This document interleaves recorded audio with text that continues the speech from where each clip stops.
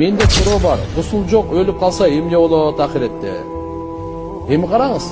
Гусул алганга успет этпей өлүп калган болсо, эчтеке болбойт. Hazret Hanzala деген сахаба болгон. Hanzala. Гасилул малаика. Ухуд газатында шейит болгон. Ухуд газатта шейит болгон. Аты Hanzala. Уулду болсоңор, неберелүү болсоңор Hanzala деп коюлган. Гасилул малаика, периштелер гусул кылдырткан. Ал чыгып, машалла, şu үй бүлөсү менен чоң болгон экен да.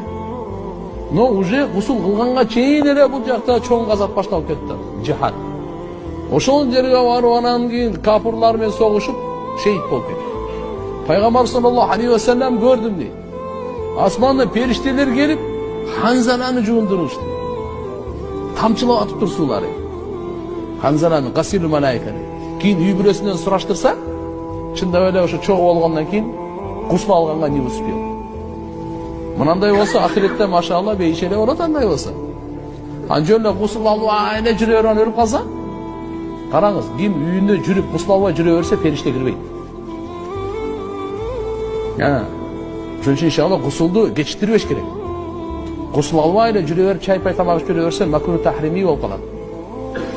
Эгерде ооруп аткан болсо, кандай бир причина бар гусул алганга, азыр суу ысык эмес, свет жок болду. Түшүнсө болот.